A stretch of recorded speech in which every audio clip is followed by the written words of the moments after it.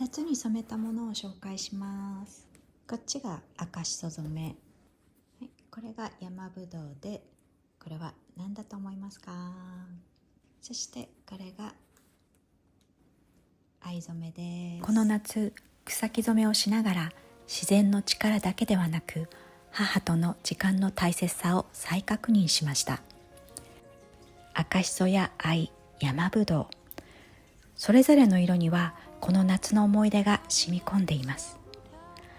今日はそんな私の夏の物語を皆さんと分かち合いたいと思います。はい、この3つは、赤じそで染めました。このね2つはお日様染めで染めました。はい、これは2日ぐらい経ちました。こっちが何も入れてないので緑に染まる方で、こちらの方がクエン酸を入れてるのでピンクに染まる方です。このねクエン酸を入れると入れないではこんなに色が違ってきます。毎年娘と一緒に夏休みに実家に帰っています。今年は1ヶ月半ぐらい帰りました。帰って何をしているかというと、母の梅干し作りを手伝っています。梅はもちろんですが、赤しそも育てていて、朝だいたい5時ぐらいに畑に行って赤しその収穫をしてお店に出して、そして梅干しの作業、家のこと、母の身の回りのお手伝い、そして草木染め。そうするとあっという間に一日が終わります。ほらほら、すごい綺麗に色づいてます。これも赤じそで染めました。大きさ的に赤ちゃんわかります？これもうちょっとね増えるとかしてしまってるんですね。ほら、なんかぶっというどんみたいに見えるでしょこれね。私の母は一人暮らしをしてるんですけど、とってもね体が丈夫で、今84歳でバリバリに畑仕事をしてたんですね。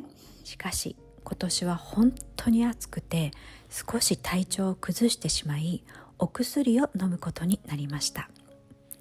そんな母のことを考えると、やっぱりサポートがあった方がいいかもしれないなと思って市に相談してみたんですね。そしたら市の支援課の方が母の健康状態を確認するために訪問してくださったんです。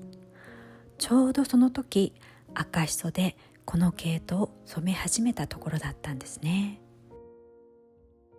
火にかけ始めたばっかりだったので、後で火加減を調整しようと思ってたんですが、その支援課の方とのお話が思いのほか長引いてしまい、すっかり染めていることを忘れてしまいまして、気づいたら2時間火にかけっぱなしにしてしまったんです。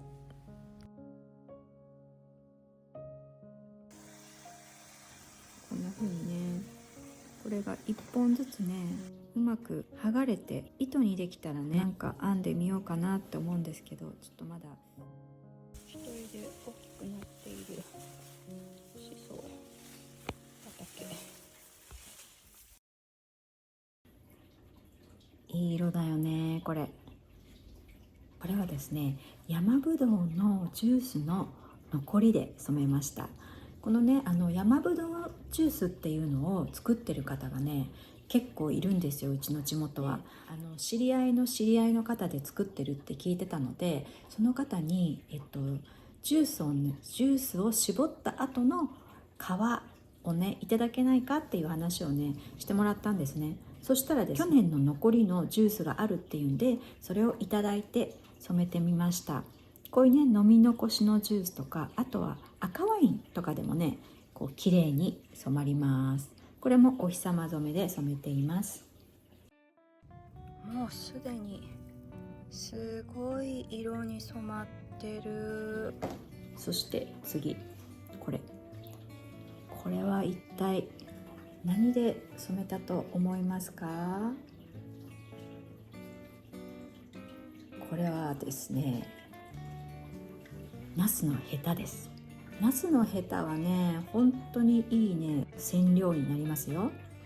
これね本当ねナスがねともかくいっぱいになるんですね。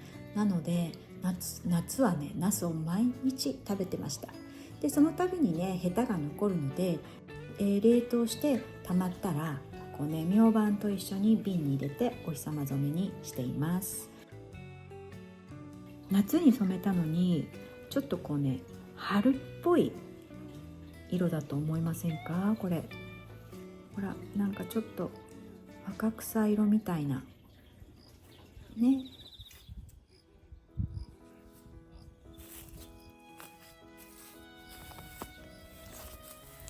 ここからは皆さんを藍染めの世界に誘います。これは生葉で染めました。このね2つねなんか同じ色に見えると思いませんか？一緒に染めたみたいに見えるよね。見えるよね。これね実は別々に染めています。どっちかがね1回しか染めてなくて、どっちかが重ね染めをして2回染めてます。そしたらねこんなこうほぼ見分けがつかないぐらい同じ色になりました。でこれも藍染めです。確かねこのどっちか1回だけ染めたどっちかと一緒にこうやってね染めて全くこんな違う色が染まるっていうこの不思議。こっちの方がねほらこんなに色が違う。これは、ソックヤンでスーパーウォッシュで 25% ナイロンが入って 75% ウールです。でねどうしてねこんなに色が違ったのかなと思ったんですけど、考えてみたらこれは、明板で先焙煎してあります。多分ねそれが大きな、この色の変化につながったんじゃないかなと思います。このね布地も染めたのでちょっとね見てくださいね。前々回の動画で紹介した生葉で染めて叩き染めをしたふんどしパンツです。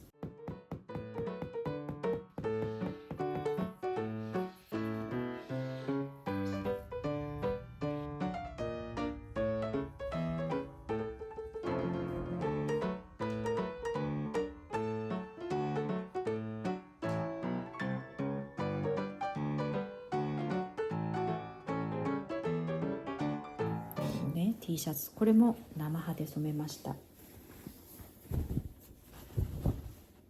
これねわかります？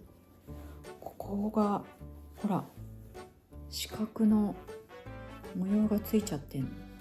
椅子の上にこうやって畳んでこう置いといたの。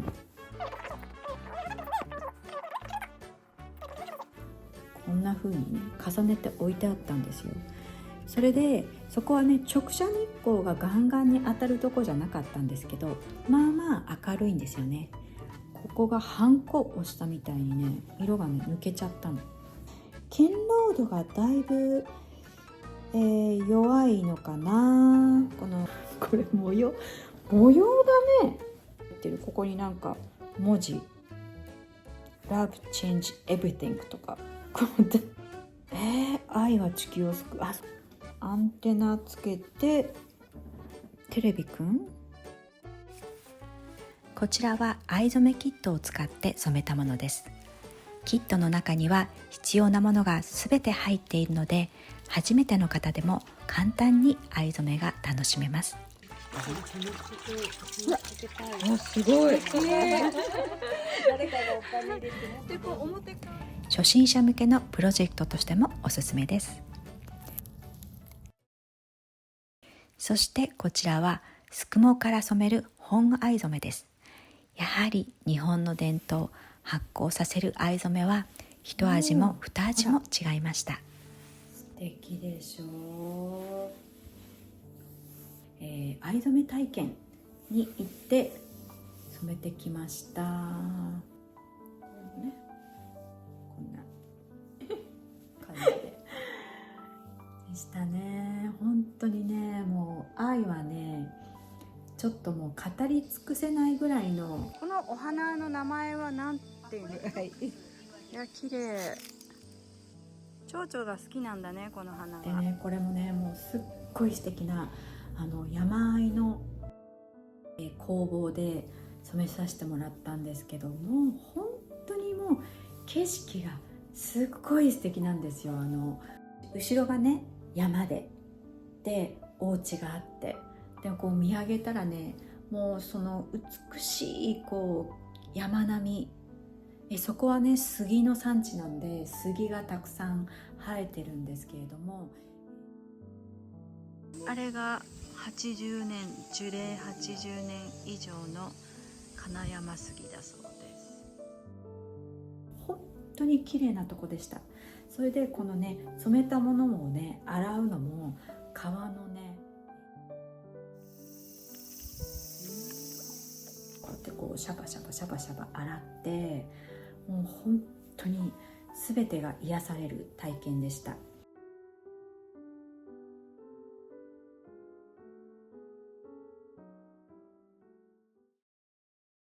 最後に失敗談をシェアしますね。実はこの愛の生葉染めの動画、帰国前のギリギリのスケジュールで編集して YouTube にアップしたので、見直す時間がなくそのままになっていました。2週間経って動画を確認したら、冒頭のナレーションの部分がそっくり抜けていてびっくりしました。